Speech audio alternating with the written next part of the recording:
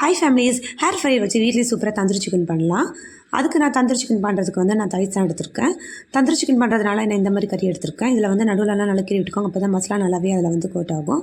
அதுக்கு வந்து நான் கேர்டு ஜிஞ்சர் கார்லிக் பேஸ்ட் வந்து ஒரு 2 ஸ்பூன் போட்டிருக்கேன். அப்புறம் வந்து கரம் மசாலா, லெமன் ஜூஸ் எல்லாமே ஆட் பண்ணியிருக்கேன். கரம் மசாலா வந்து 1/4 ஸ்பூன் போட்டாலே போதும், ரொம்ப அதிகம் போட வேணால் ஸ்மெல் வரும்.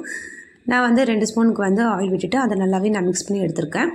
அதுக்கப்புறமா கறியும் பார்த்திங்கன்னா அதிலே விட்டு அதை நல்லா வந்து மசாலா நல்லா படுற மாதிரி நல்லாவே நான் விட்டுக்கிட்டேன்.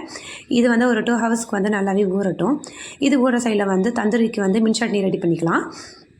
மின் சட்னி ரெடி பண்ணுறதுக்கு நான் வந்து ஒரு புதினா, கொத்தமல்லி, அதுக்கப்புறம் வந்து பச்சை மிளகாய், இஞ்சி, பூண்டு எல்லாமே சேர்த்துருக்கேன்.